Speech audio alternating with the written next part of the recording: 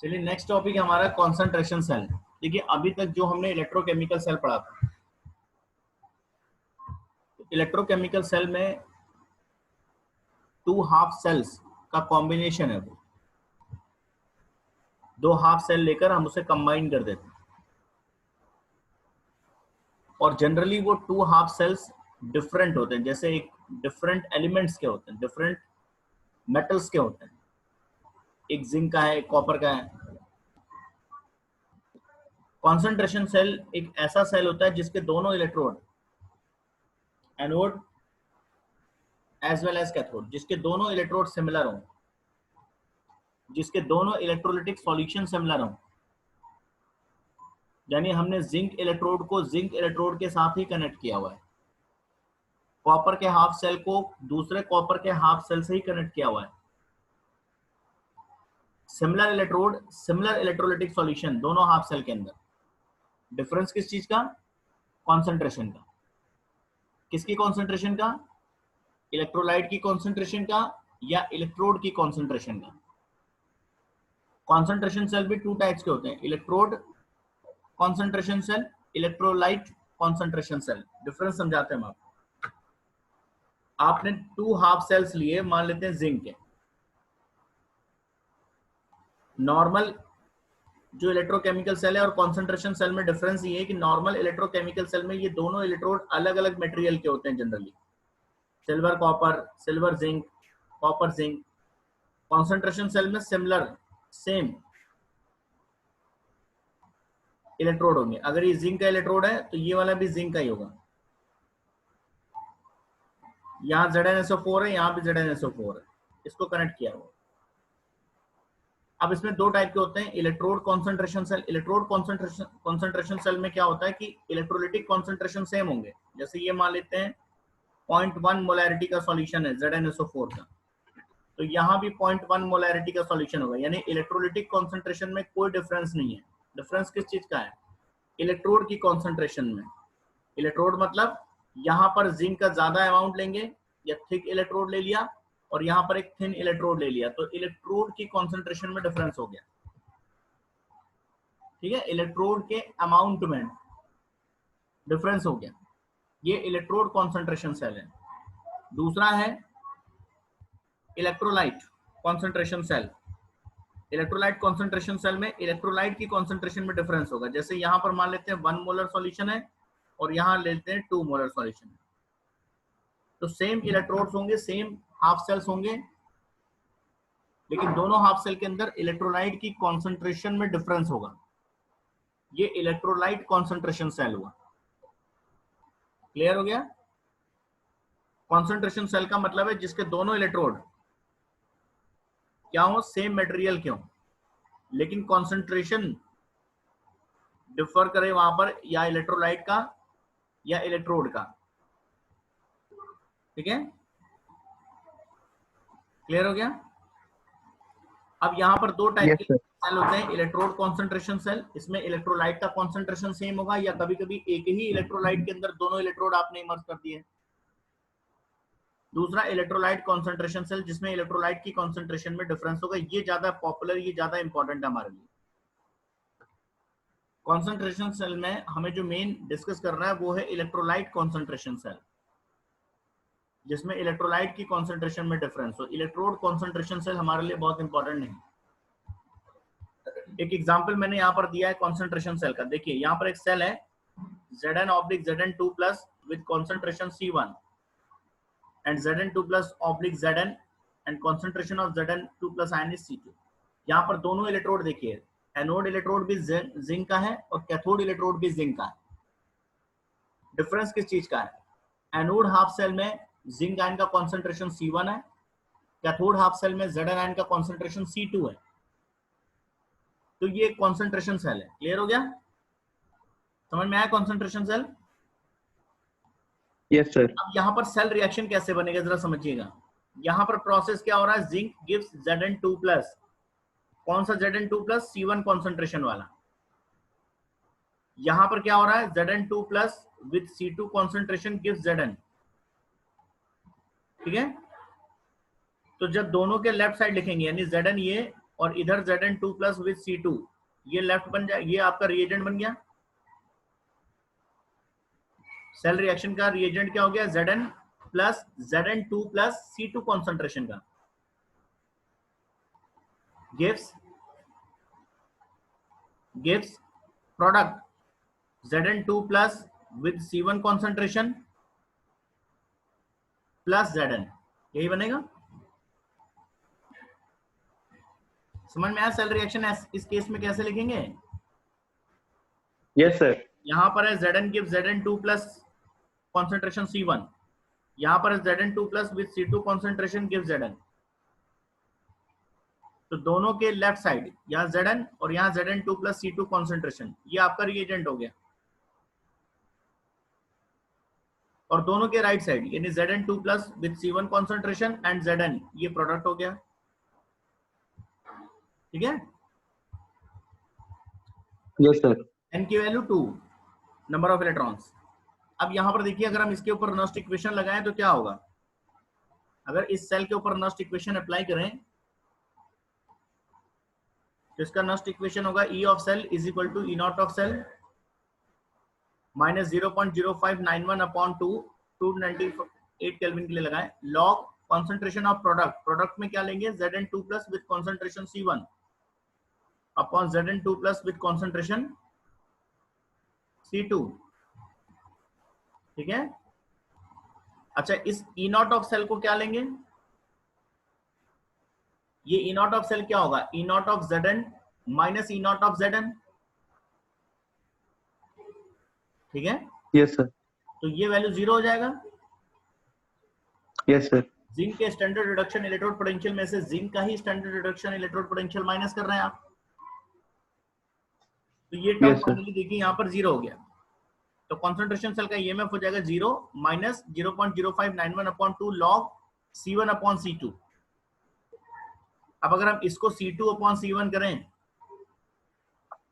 तो यहाँ पर माइनस, ये इनवर्स हो जाएगा, माइनस साइन आ जाएगा, यानी माइनस माइनस हो गया प्लस। तो इसको हम ये भी लिख सकते हैं 0.0591 upon 2 log C2 by C1। Clear हो गया? Yes sir. एक बात और समझिएगा, अब ये ईएमएफ पॉजिटिव कब आएगा? ये ईएमएफ पॉजिटिव तब आएगा जब ये लॉग पॉजिटिव हो।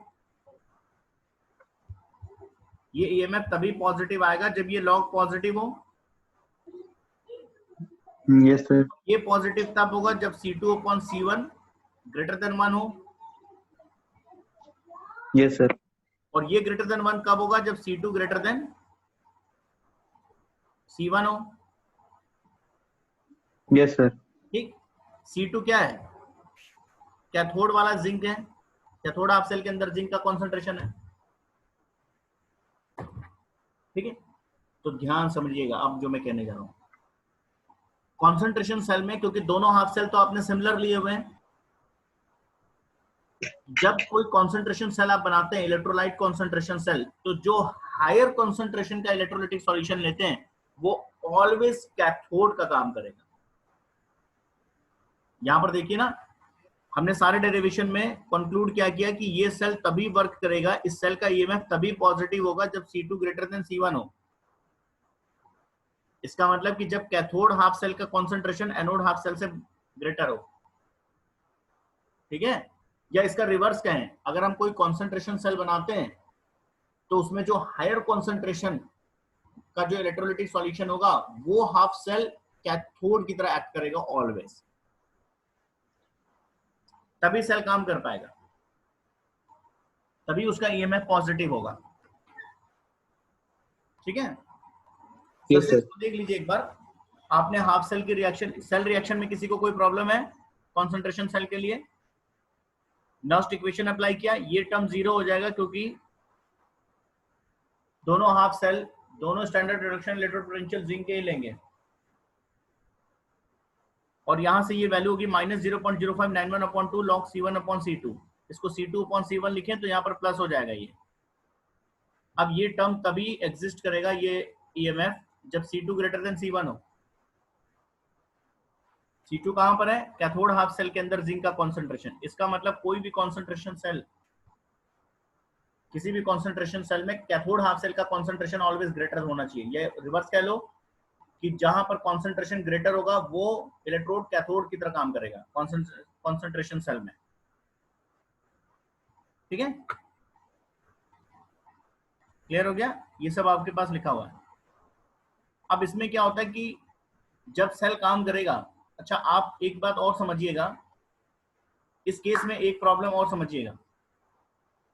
एनोड पे क्या हो रहा है, देखिए किसका कॉन्सेंट्रेशन ग्रेटर है सेल की फंक्शनिंग के लिए, C2 ग्रेटर देन C1 है। ठीक है, अब यहां पर एनोड पे क्या प्रोसेस हो रहा है, जिंक गिव्स Zn2+, तो एनोड पे ऑक्सीडेशन की वजह से Zn2+ का कॉन्सेंट्रेशन बढ़ रहा है टाइम के साथ। जिंक गिव्स Zn2+ हो रहा है, मतलब Zn2+ आयन सॉल्यूशन में बढ़ते जा रहे हैं, तो यस सर, के साथ C1 बढ़ रहा है। यस और सर, यहाँ पर क्या हो रहा है, Zn2+ गिव्स Zn, तो Zn2+ आयन का कॉन्सेंट्रेशन कैथोड हाफ सेल के अंदर टाइम के साथ कम हो रहा है। यस सर, सेल वर्क कब कर रहा है, जब C2 ग्रेटर देन C1 है, लेकिन C1 बढ़ रहा है टाइम के साथ, C2 कम हो रहा है, तो थोड़ी देर कम बाद हो क्या रहा होगा, C1 इक्वल टू C2 हो जाएगा। है। यस और सर, जैसे C1 C2 बराबर होंगे ये log1 बन जाएगा। log1 की वैल्यू 0, EMF 0 हो जाएगा, सेल काम यस करना सर, बंद हो जाएगा। थोड़ी देर के बाद कॉन्सेंट्रेशन सेल काम करना बंद कर देगा। तब जब कैथोड हाफ सेल और एनोड हाफ सेल के अंदर कॉन्सेंट्रेशन ऑफ आयंस इक्वल हो जाए। ठीक है, तो जब C1 इक्वल टू C2 हो जाएगा तो इस स्टेज पे EMF 0 और सेल काम करना बंद कर देगा। ठीक है, यस सर, ऐसे ही देखिए जो इलेक्ट्रोलाइट कॉन्सेंट्रेशन सेल है, इलेक्ट्रोड कॉन्सेंट्रेशन सेल का एक एग्जांपल समझिए। मान लीजिए आपने दो हाफ सेल लिए, दोनों हाइड्रोजन के हैं, दोनों हाफ सेल हाइड्रोजन के ही बनाए हैं, लेकिन डिफरेंस क्या रखा है कि जो हाइड्रोजन का प्रेशर रखा है, H+ आयन का कॉन्सेंट्रेशन दोनों हाफ सेल के अंदर सेम रखा है, इलेक्ट्रोलाइट का कॉन्सेंट्रेशन कॉमन है। इलेक्ट्रोड का जो प्रेशर, इलेक्ट्रोड यहाँ पर गैस है तो उसका प्रेशर आपने बदल दिया, एक में P1 प्रेशर रखा हाइड्रोजन का, एक में P2, तो ये इलेक्ट्रोड कॉन्सेंट्रेशन सेल हो गया। ठीक है, क्लियर हो गया? यस सर, तो यहां पर जब ऐसा आपने सेल बनाया, ये एक सेल है, ये इलेक्ट्रोड कॉन्सेंट्रेशन सेल का एग्जांपल है। यहाँ पर जो एनोड है उसके अंदर हाइड्रोजन गैस का प्रेशर एनोड हाफ सेल में P1 है, कैथोड हाफ सेल के अंदर P2 है। इस सेल का देखिए E0 ये होगा, इस सेल का EMF ये आएगा, और ये सेल काम तब करेगा जब P1 ग्रेटर देन P2 हो। P1 कौन सा प्रेशर है, एनोड हाफ सेल के अंदर। तो ध्यान रखिएगा, एक बार मैं रिपीट कर रहा हूं, इलेक्ट्रोलाइट कॉन्सेंट्रेशन सेल में सेल की फंक्शनिंग तब होगी जब कैथोड हाफ सेल का कॉन्सेंट्रेशन ज्यादा हो। इलेक्ट्रोड कॉन्सेंट्रेशन सेल में, इलेक्ट्रोड कॉन्सेंट्रेशन सेल में सेल तब काम कर पाता है जब एनोड हाफ सेल के अंदर कॉन्सेंट्रेशन ज्यादा हो। ठीक है, इलेक्ट्रोड कॉन्सेंट्रेशन सेल में एनोड हाफ सेल का कॉन्सेंट्रेशन ग्रेटर होगा, एनोड हाफ सेल के अंदर इलेक्ट्रोड का कॉन्सेंट्रेशन या प्रेशर जो भी है वो बेटर होगा। इलेक्ट्रोलाइट कॉन्सेंट्रेशन सेल की फंक्शनिंग के लिए कैथोड हाफ सेल का कॉन्सेंट्रेशन ग्रेटर होगा।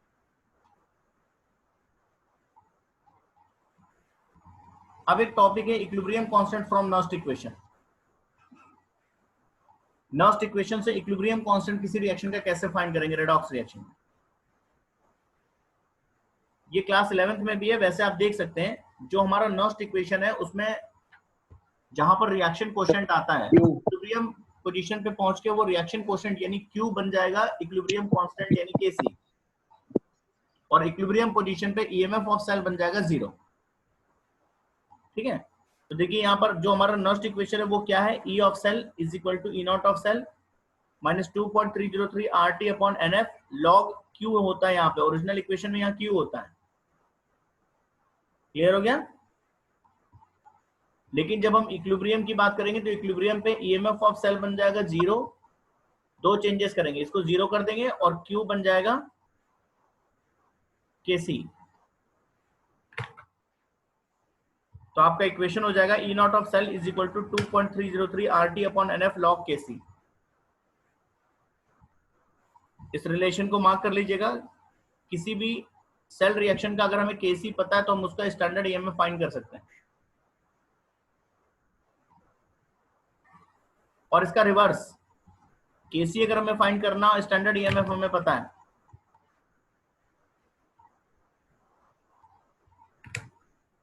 तो एंटी लॉग से हम लोग कर लेंगे। ठीक है, उसके लिए रिलेशन ये है, इसको थोड़ा सा सही कर लीजिएगा रिलेशन को। Kc is equal to 10 to the power minus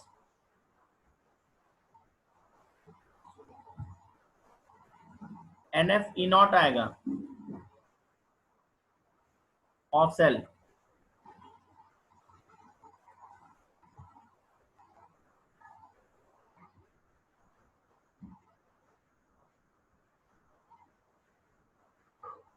minus Kc is equal to 10 to the power minus 2.303 RT upon NF E naught of cell.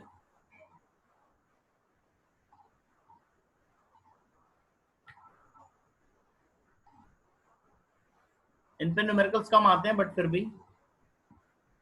Next topic है आपका रिलेशन बिटवीन गिव्स free energy, maximum work done by cell and cell potential. किसी सेल से आप maximum कितना energy ले सकते हैं, मैक्सिमम एनर्जी कोई सेल कितना देगा, या उसका जो सेल रिएक्शन है उसका गिब्स एनर्जी चेंज। इसका रिलेशन है standard Gibbs energy change of cell reaction is equal to minus NF into E naught of cell. अब हम E नॉट ऑफ सेल की जगह अगर ये वैल्यू पुट कर दें यहाँ,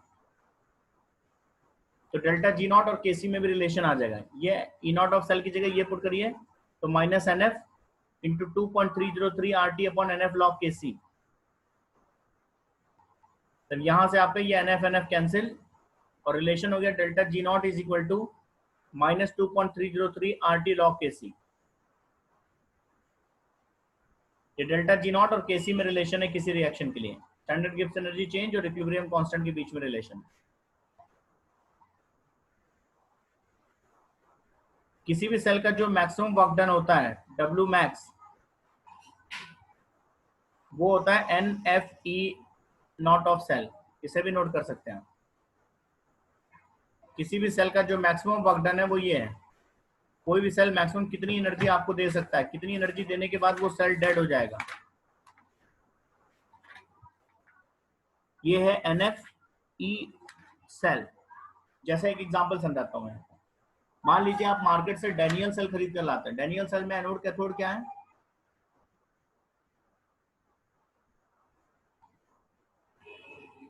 एक डैनियल सेल के अंदर कैथोड और एनोड क्या है? Sir zinc and copper. तो जब आप इलेक्ट्रोड रिएक्शन वहां पर सेल रिएक्शन लिखेंगे तो N की वैल्यू क्या होगी वहां पे? 2। तो मान लेते हैं एक डैनियल सेल की बात करें कि वो कितना एनर्जी आपको देगा। ये हो गया 2, ये हो गया 96,500 फैराडे कांस्टेंट, और मान लेते हैं कि जो मार्केट से आप सेल खरीद कर लाए हैं वो 1.5 वोल्ट का है, उसका ईएमएफ 1.5 वोल्ट है, तो इंटू 1.5 ये कैलकुलेट कर लेंगे, इतने जूल एनर्जी वो देगा सेल मैक्सिमम। इतने जूल एनर्जी के बाद वो डेड हो जाएगा। चाहे आप इतने जूल एनर्जी 1 घंटे में यूज कर लो, जैसे आपने किसी टॉय में उसको लगा दिया सेल को, एनर्जी वो इतनी ही देगा। आप पूरे दिन टॉय चलाओ, शाम तक खत्म हो जाएगा। ठीक है, धीमे धीमे यूज करो, हो सकता है 1 हफ्ते चले, क्योंकि उसको जो एनर्जी देनी है वो मैक्सिमम ये है। किसी भी सेल का जो मैक्सिमम आउटपुट, मैक्सिमम एनर्जी जो आपको वो दे सकता है, वो N into F into E of cell होता है। तो ईएमएफ पे डिपेंड करता है कितना ईएमएफ है, उसके अकॉर्डिंग कितने ईएमएफ का सेल है उतनी एनर्जी वो देगा उसके अकॉर्डिंग। ठीक है, तो इसमें 3 फॉर्मूले आप नोट करिएगा। पहला डेल्टा G नॉट और ईएमएफ ऑफ सेल में रिलेशन, दूसरा डेल्टा G नॉट और Kc में relation, equilibrium constant of cell reaction और गिव्स free energy of cell reaction, and third maximum work done. किसी भी सेल से आप मैक्सिमम कितना वर्क ले सकते हैं। क्लियर? अब जो मैंने आपसे न्यूमेरिकल नंबर 3 कहा था, जो मैंने कहा था बाद में करेंगे, आप क्वेश्चन आप वो देख सकते हैं, calculate the standard cell potential of galvanic cell in which the following reaction take place and calculate delta G naught and equilibrium constant of reaction. ये रिएक्शन है, आपके पास यहाँ पर दो सेल दे रखे हैं, एक ये और एक ये। इन दोनों सेल के लिए पहले तो स्टैंडर्ड सेल पोटेंशियल फाइंड करिए, ई नॉट ऑफ सेल, उसके बाद डेल्टा जी नॉट निकालिए और इक्विलिब्रियम कांस्टेंट यानी केसी फाइंड करिए। कर लेंगे अब आप? देखिए आपके पास ये सेल दिया हुआ है, इस सेल का स्टैंडर्ड ईएमएफ फाइंड करना है। इस सेल में कैथोड कौन है, एनोड कौन है?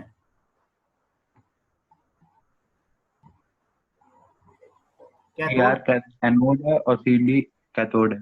ई नॉट ऑफ सेल तो बहुत आराम से निकाल लेंगे। ई नॉट ऑफ सेल हो जाएगा E naught of cadmium minus E naught of chromium. इन दोनों वैल्यूज को आप देख सकते हैं इलेक्ट्रोकेमिकल सीरीज से। यहां से ई नॉट ऑफ सेल मिल जाएगा, ई नॉट ऑफ सेल मिल जाएगा तो डेल्टा जी नॉट निकाल लेंगे। एन की वैल्यू यहाँ चेक करिए जरा, एन की वैल्यू क्या होगी ए के लिए? इसके लिए एन की वैल्यू क्या है सर 3। 3 कैसे है? देखिए क्रोमियम गिव्स क्रोमियम 3 प्लस, ठीक है, 3 इलेक्ट्रॉन। लेकिन बैलेंस करके देखेंगे आप,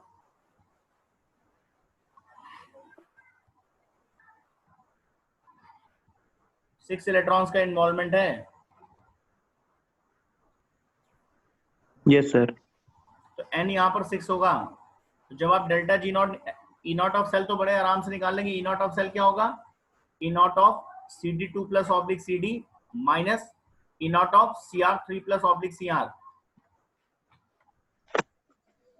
देखिए ई नॉट ऑफ सेल जब आप निकालते हैं तो उसमें इन कोफिशिएंट्स का कोई मतलब नहीं होता है, ये तो बैलेंसिंग के लिए हम लोग यूज करते हैं। ई नॉट ऑफ सेल निकालते समय ये गलती ना करिएगा। ई नॉट ऑफ सेल जब निकालेंगे तो simply E naught of cathode minus E naught of anode करना है। ये नहीं करना है कि यहाँ पर कैथोड यानी कैडमियम का कोफिशिएंट 3 है तो 3 into E naught of cadmium minus 2 into E naught of chromium, ये नहीं करना है। क्लियर हो गया? ई नॉट ऑफ सेल जब आप फाइंड करेंगे तो simply E naught cathode minus E naught of anode, cathode और एनोड की बैलेंसिंग से स्टोइकियोमेट्रिक कोफिशिएंट से कोई मतलब नहीं। डेल्टा जी नॉट जब निकालेंगे, डेल्टा जी नॉट का रिलेशन क्या है? Minus N into F into E naught of cell. तो ई नॉट आप निकाल चुके हैं, एन अभी आपने कहा कि 6 होगा इसके लिए, एफ फैराडे कांस्टेंट है, डेल्टा जी नॉट आ जाएगा।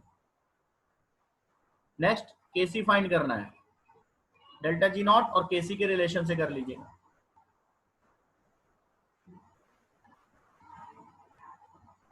ठीक है? Yes sir.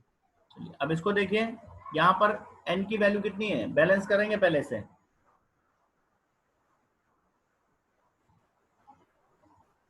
बैलेंस्ड है, Fe2 प्लस से Fe3 प्लस। ऑक्सीडेशन हो रहा है, रिडक्शन हो रहा है?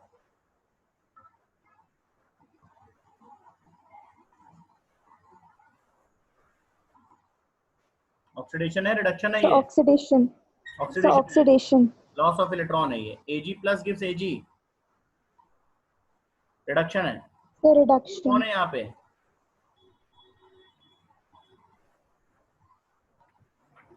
ई नॉट जब आप निकालेंगे ई नॉट ऑफ सेल तो वो हो जाएगा E naught of cathode. Cathode क्या है यहाँ पे? Ag। कैथोड की जगह आप लेंगे Ag plus oblique Ag minus E naught of anode. Anode के लिए कौन सा ई नॉट लेंगे? देखिए केवल आयरन से नहीं मतलब है, प्रोसेस देखिए क्या हो रहा है यहाँ पे। रिडक्शन का प्रोसेस अगर लिखा जाएगा, ये तो ऑक्सीडेशन हो रहा है लेकिन हम प्रोसेस रिडक्शन का लिखेंगे रिडक्शन पोटेंशियल के लिए। रिडक्शन का प्रोसेस होगा Fe3 plus oblique Fe2 plus. देखिए हमारा प्रोसेस क्या हो रहा है? Fe2 प्लस से Fe3 प्लस, लेकिन ये तो ऑक्सीडेशन प्रोसेस है।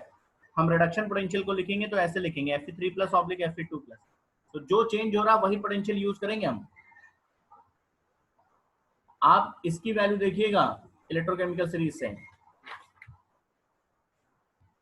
और इसकी वैल्यू 0.77 वोल्ट होगी, प्लस 0.77 वोल्ट। समझ में आई बात?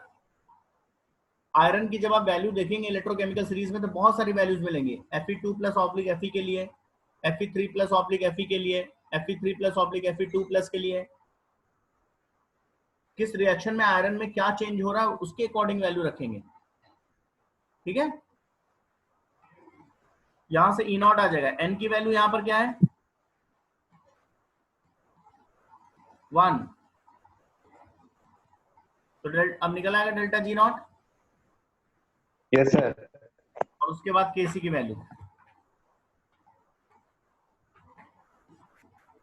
ठीक है। तो इस न्यूमेरिकल को आप कर लीजिएगा।